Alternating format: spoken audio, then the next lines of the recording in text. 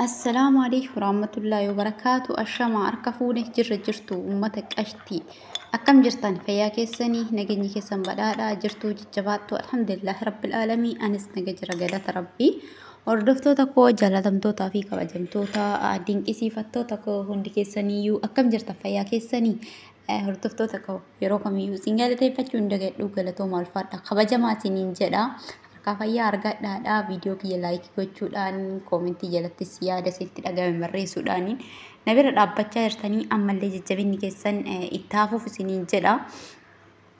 Obboleewwan kiyya waan na beeknu irraa xiqqoo beeknu irraa barnoota xiqqoo osoo hin jedhi godii qooduudha. Waan beektu barsiisuu fi kan beeknu barachuun aadaa godhannu. Har'allee shamarran mana namaa jirtan keessattuu shamaraa fi dhiira biyya namaa jiru kanaaf har'a dhaamsa wayiin dabarsaa dhiyeen dhufe. Obboleewwan kiyyaa please osoo gara viidiyoo kiyyaatti hin deemne isiniin dura viidiyoo kana sheerii walii godha. Viidiyoon kun nama hunda ilaallata, ijoollee mana namaa jiru dhiiraa fi shamarattis namoota kushiinaa keessa hojjetan isaan ilaallata jechuudha. Siif fayyada jedhee yaada. Please warroonni beektan ni beektanii, warroonni beektan ni beektanii ni beekettanii of hin dagatinaadha. Warroonni hin beekneef barnoota ta'a waan ta'eef sheerii godha waliin gaa keessaanillee ijoollee sheerii hiriyoota keessaniif sheerii godha. Obboleewwan kiyyaa dikstii yookaan gidir doqxi yookaan gidir hawaa jedhamu kana ni beektanii namni hin beekne ni jira jedhee yaadu. Distiin kun jechuudha gidir doqxi kan jedhamu kuni yeroo baay'ee wanni isa fayyadamuudhaaf wanni filatamuu fi daqiiqaa 10 hanga 15 keessatti foon kan inni bilcheessuudha. Qilleessa affanameeti bilcheessan ni beektan jedhee yaada. Yooni itti fayyadamuu baattan yoo ofiis itti tajaajilamuu baattanii wanti mana arabdootaati hin dhabama jedhee yaadu. Miidhaa isaarraa dubbachuu barbaada. Haala fayyadamiinsa isaa waan beekurraa isinitti himuu barbaada. Kana wanni akkana himuun akkan qabadhee dhufu na taasisee miidhaa hamaa geessaa jira. Isaa fi dubbaan gaazii wanni garaagarummaa qabu ni jira jedhee yaadu. Isaa fi dabbaan gaasiidha wanni adda isaan godhe waan jiru natti fakkaatu akka keeyotiitti jechuudha. Maaliifi distiin kun sadii argitanii osoo itti hojjetamaa jiru kasaan kun hin dhoohee yaani yoo inni buqqisuu itti dhiyaatu asii itti dhoohe jechuudha. Qaama guutuu akka waan dubbaan gizee ijoolletti dhoohuu sanitti galaafate jechuudha. Obboleewwan kiyya please rabbiin isin haa tiksu. Duraan dursa rabbi isin haa tiksu. Garuu rabbi jedhaa kararra hin taa'an. Distiin kuni distii kanaa fi dabbaan gaazii garaagarummaa waan qabu natti fakkaatu. Maal jennaan miidhaa isaa wal fakkaataa fida waan ta'eef. Miidhaan jirru fidu miidhaa wal fakkaataadha. Ibid bishaan daffee akka ibiddaatti daffee jedhee achisitti dhodhoosa jechuudha. Kana jechuun ammoo haala fayyadamiinsa isaa rabbiin isin haa tiksu. Warroonni beektanis hin beeka jettee of hin dagatiin. Rabbiin isaa haa tiksu. Obboleettii tiyya har'a distiin kuni arabdoota wanni hamaa balaa tasaa irraan ga'e irraanii qaama hunda laata jechuudha. Rabbiin isin haa tiksu. Bakkuma jirtanitti yeroo dheeraadhaaf itti fayyadama. Garuu inni beeka itti fayyadama. Inni beeka jedhee of hin dagadhu jechuudha. Of eeggannaa godhe yeroo isa hojjedhu of eeggannaa taasisa jechuudha. Itti hojjechuu dhiisuu hin danda'u. Maaliif yeroo tokko sa'aatii yoo wal jalaa bu'eefa foon akkasuma waan garaagaraa dafee waan naa bilcheessu daqiiqaa 10 hanga 15 gidduutti waan xumuruu fi filannoo isaa godhannaa jechuudha yeroo baay'ee. Filannoo gochuun rakkoo miti. Garuu ammoo dursitee haala isaa ittiin qadaada isaa jalqaba akkamitti qadaaduu qabda, bishaan akkamitti godhuu qabda, bishaan illee akka kaawwanii itti ciqqol gootee wanni gochuu hin danda'u jechuudha. Rakkoo kunillee rakkoo guddaa uuma. Bishaanis guutamuu qabu. Bishaanis yaani wadakka ol dabarsuu hin qabdu jechuudha. Rakkoo sirra geessa. Wadakka gadi haa ta'u malee wadakka ol hin godhin. Osoo wadakkamaa osoo geessuu baattee natti tola jechuudha. Bishaan baazawee baay'ee nyaatu tarii namoonni tokko bishaan san fuunee waxiin fayyadamuudhaa fi waan garaagaraa ittiin tajaajilamuuf itti guddisuu dandeenya. Garuu ammoo waan akkasii bishaan guddisuun illee rakkoo hamaa geessa jechuudha distii kana keessatti. Distii gidira doqxa yookaan gidira hawaa kan jennu kana jechuudha suuraa isaa akkuma argaa jirtanii. Distiin kuni bishaan isaa yeroo fayyadamtu kamiyyuu filannoo keessan bishaan isaa wadakkaa gadi haa ta'u malee wadakkaa oli akka hin taane wadakkaayyuu gochuu hin qabdan. Hamaa kunillee rakkoo hamaadhaaf isin saaxile tokkoffaa jechuudha. Lammaffaa gaafan qadaada san to'achuu qabdan. Qadaadni sun qadaadame seeraan qadaadame moo hin qadaadamne kan jedhullee irra deddeebiidhaan ifama. Irra deddeebiidhaan cheekaappii gochuu qabdanii jechuudha. Osoo ibiddarra hin galchin jiru. Cheekaappii gochuu qabdanii. Erga cheekaappii gootanii xumurtanii ibiddarra galchitanii boodallee tuttuquu hin qabdanii. Tuttuqu distii kan tuttuquu hin qabdanii.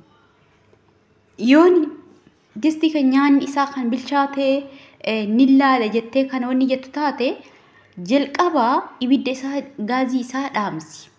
Gaazii isaa dhaamsi xiqqoo hafuurri isaa akka malee bahaa jiru suni xiqqoo galabgadaa jedhu eegi ergasii booda fuudhiitiin gara maksalaa isaaniitti dhixxu geessi bishaan gubbaadhaatti gadi naqi. Osoo hin buqqisin jechuudha. Bishaan keessa seenu. Bishaan keessa seenettee shakkiin gubbaadhaa bishaan itti gadi naqi qabbaneessi eegisan booda taragaaggiidhaanii suuta jedhii buqqisi.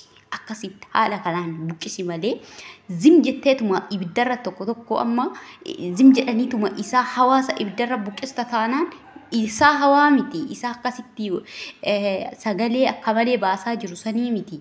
Inshallah yoo isaa yuu xiqqooma bishaan oo'ee bukaarra isaa xiqqoo qadaada isaatiin wal qabee dhattee kan tuttu taate achisi ol fanaddaa jechuudha. Bishaan keessa jiru sun wanti keessa jiru sun takkatti osoo hin hafin sirra ol garagalcha jechuudha. Takkatti waasa jedhamu keessa gadi hafu.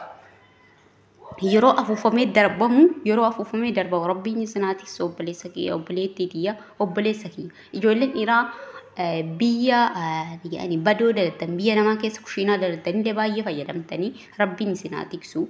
Wallahi hedduu takka hamaadha. Dabbaa gaaziitiif inni kun waan adda godhee hin jiru waan jirurratti fakkaatu jechuudha. Miidhaa isaa wal fakkaataadha. Miidhaa inni fiduu wal fakkaataadha. Waan isin ajaa'ibu keessaa yoo bokokee tuxxanii dhaxxanii isa akkasitti inni jedhu dhaxxanii tuxxanii asii isinitti ol dhoo'ee bishaan takkattiin keessatti hafu wanni keessa jiru nyaanni maaliillee keessatti hafu akka jiru sitti ol inni godha jechuudha. Sitti ol raasatti ol baasa maal akka ta'e hin beeku ulfaata dhugaa rabbii baay'ee nama sodaachisa. Obboleewwan kiyya rabbiin isinaa tiksu. Arabdoonni keessatti waan kana waan irraas baay'ee sodaatanii fi itti hojjetanii ka'anii yoon inni akkasii dabsan ijoollee ta'inatti ergan argamu namoonni baay'een jechuudha. Gocha akkasii hidida fudhatina. Yoo ogummaa isaan qabne fudhatin. Yookaan ammoo yoo itti ergitellee hin ta'u jechuu hin dandeessu waan ta'eef gaazii jala dhaamsi biyaansi daqiiqa gaazii jala dhaamsi daqiiqaa 5 akkas turii qilleessi akkasitti gubbatti zooru sun gadaa deebi'u keessa gadaa deebi'u eegi. Ergasii booda fuudhiitii maksalaa isaaniitti dhixxu jala kaayi bishaan gubbaatti gad naqi isteeppii sanii suuta jedhi suuta. Yooma bishaan itti naqxee kaateeyyuu zim jettee daftee mul'isiin. Isteeppii takka lamaan deemu qadaada harka isaa gubbaa irra keettee micciirtu sanii suuta diqqeessitee micciirta suutaan micciirtee hafuurri isaa hin baha waan ta'eefi suutaan micciirtee akkas hafuura san keessaa fixaa buqqifta malee zim jettee dhadheetumaan ala xuura gubbaa isaa qadnoona gurraacha qadaadootti micciiranii buqqisan kana qabdee ala xuura ariitiidhaan zoorsisuun qabdu kunillee rakkoo hamaa geessa. Kanaaf obboleewwan kiyyaa wanniin akka kana qabadhee dhufu kan na taasisee durallee ni beekaa kun yeroo tokko lama miti. Miidhaa hamaa irra deddeebiidhaan geggeessaa jira. Isaa fi dubbaa gaazii rabbi namaa tiksu. Rabbiin nu haa tiksu obboleewwan kiyya garuu ammoo rabbiidhaa karaa irraan ta'anii ijoolleen keessattuu nuti ijoolleen dhiiraatiif shamaraa warroonni kushiinaa isin ilaallatu hojii nyaataa isin ilaallatu wanta kana of eeggannoo itti godhaadha. Of eeggannoo jajjaba godhaadha obboleewwan kiyya. Namni du'ee hin galu. Namni qaama isaa godoloo ta'ee deebi'ee qaama isaa deebi'uu nu ulfaata. Bishaan daffaan distii kana keessaa sitti ololni jedhee ta'e bishaan daffaan distii kana keessaa ba'uuf gaazii bubeen gaazii takka yoo jettee hin danda'ama jechuudha. Warroonni beektanii rabbiin nama haatisu obboleewwan kiyyaa anillee hin hojjedha itti hojjedha distii kana yeroo dheeraadhaaf inni tajaajilama. Alhamdulillah rabbil alamin anillee hamma dandeetti ufumun eegaa taane rabbiin na eegu hundi keessaniyyuu uf tiksaa of eegaadha. Isteeppiidhaan deemaa distii kana yeroo fayyadamtanis takkaffaa bishaan itti guutuu dhiisuu bishaan hodhakkaa isaati gaditti fayyadamuu filannoo godhadha. Inni baazawee bishaan baay'ee hin barbaadu foon bilcheessuu fi waan garaagaraa bilcheessuu bishaan baay'ee hin barbaadu. Namoota tokko tokkotu dubartoonni arabaa xiqqol gootee rakkeetti qadaadde yoonni akkasitti sagalee eeggisiisu dhaqii buqqisii jetti waa akkasii jira of eeggadha dhadheen buqqisinii dursa gaazii jala dhaamsi osoo san tuqin gaazii jala dhaamsi daqiiqaa 5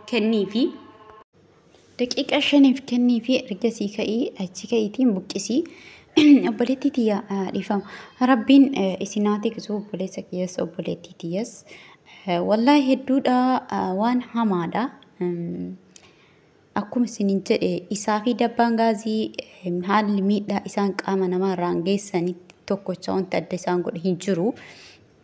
Kanaaf anillee obboleettii tiyya obboleessa kiyya gaafa gochi akkanaa kun karaa nama biraatiin raawwatamu anillee isin fakkaattonni akka tiyyaa warroonni gola haadha ormaa keessa jirtanii naafoo kaatanii natti dhagahame arabdoota irraa akkoo miidhaa hamaa qaqqabsiisee jira jechuudha. Nistiin kun amma arabditti guutumaan guututti yaani fuula isiidhaa irratti bishaan dafkaa asii oolonni jedhesu irra garagalee miidhaa hamaarraan geessee jira jechuudha. Obboleewwan kiyya rabbi nama haa tiksu rabbi moqqarallee tiksee har'aan nu ga'e garuu ammoo rabbiidhaa kararra hin taane hamma dandeessanii of eeggannoo taasisaadha. Dubbaan kun wannaan kun dubbaa gaazii wanta adda jiru hin jiru. Kanaaf obboleewwan kiyya haali fayyadama isaa yoo barbaadanii guyyaa tokko viidiyoo irraa hojjedha itti yeroo hojjedhu jechuudha. Viidiyoodha isin waraabuu danda'a isin agarsiisuu danda'a gaafan nyaata isattiin hojjedhu jechuudha. Kanaaf hamma beeknu waan beeknurraa ogummaa qabnurraa waliif qooduun diqqoo beekumsa qabdu namaaf qooddee kan hin beekne barachuun aadaa keenya. Kanaaf hundumti keessaniyyuu sheerii waliif godhaadha isin fayyada dheetiin dhufee miidhaa akkanaa qaqqabsiisee anillee maaliif waan beekurraa hin dabarsine ogummaa qabu xiqqoo tanarraa ammaaf obboleewwan kiyyarraa hin qoonneef miidhaa akkanaa kun isaanis fakkaattota akka kiyyaa waan ta'aniif yaada jedhurraa qabadhee isiniif dhufee isin fayyada yaada. Please share waliif godhaadha of eeggannoo taasisaa please ijoolleen keenya fireeshii biyyarraa dhufan kana fa'arraa baay'ee sodaadha dhugaa dubbachuudhaa fi waan isaan beekanii keessattuu jiraattonni magaalaadha warroonni onlaayinii waan garaagaraa fayyadamne biyya keenyatti kammaan magaalaatu hagam akka onlaayinii fayyadamu carraa onlaayinii akka fayyadamu warroonni fayyadaman parsantii xiqqoodha jechuudha. Sababa intarneetiiti sababa bilbilaatii kana inni beena jireenya biyya keenyaa jechuudha. Nuti carraa biyya namaa kanatti carraa waa hedduu arganne haa miidhamnu sonna fitnees haa taanu miidhaa keenya ammoo kan nu dhoksu faayidaa arganne santuyyuu miidhaa san irra oolaa jechuudha.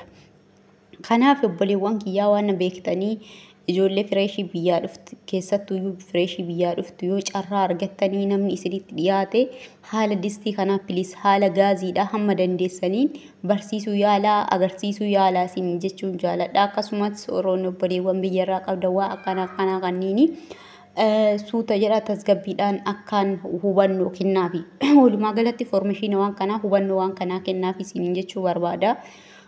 Yoo waan beekanirraa wal barsiisuun kan hin beekne barachuun aadaa yaa godhannu isin jechuun jaaladha. Obboleewwan kiyya wallaahi waan hamaadha. Tariyyoo akkanatti ilaaltu waan salphaa sitti fakkaachuu danda'a. No waa salphaadhaa miti ni ulfaata. Dabbaa gaazii jedha kun dabbaa gaziiti wanta adda isa godhu waan jiru irratti fakkaata miidhaa isaa akka argetti waan miidhaa isaa akka dabbaa gaazii sanii waan adda godhu hin jiru jechuudha. Dafqaan bishaan dafqaan distii kana keessaa ol dhoo'ee distiin kun kurree kana bokokee furraa darbate taanaan bishaan dafqi achi keessaa bahu sunii fi gaazii waan adda jiru waan natti fakkaatu yooma akka ibidda irratti akka wannaa san bobeessuun irratti walgatan malee waan biraa irratti waa walgatan natti fakkaatu. Wallahi rabbiin namaa tiksu obboleewwan kiyya qaamni akkuma gaaziin godhu san godha jechuudha bishaan as keessaa bahu hedduu waan dafqee jiru affanamee qilleensa takka alatti dafqee waan jiruufi bishaanii miti jechuudha. RH keessaa bahus argate taanaan qaama kee natsaa foon gogaa kee kana natsaa quunchisee sirraa ol fudhatee sirraa ol kaa'e jechuudha. Distii kana horoon beektanii distiin kuni qaama kee bishaan achi keessaa bahuu sirratti jiguu miti qillees achi keessaa ol ba'u harka kee argate taana goggaa kee kana guutuun guutuu sirraachi kuuncisee foon diimaa kana sammisa jechuudha. Si xalaxala gurraachisa jechuudha. Kanaaf rabbi namaatiif sobbaleewwan kee hamma dandeessanii isinillee uftisaa isiniin jechuun jaaladha. Egaa waan si fayyaddi jedheen qabadhee dhufe inshallah akka irraa fayyadamtan abdiin qabaa sheer waliin gochuudhaani ol biraan gahaa isiniin jedha. Isin viidiyoo sirratti dheeressu akka viidiyoo biraatiin walitti deebinutti like share commenti gochuudhaani turtii gaarii. Assalaamu alaykum warahmatullaahi wabarakaatuh.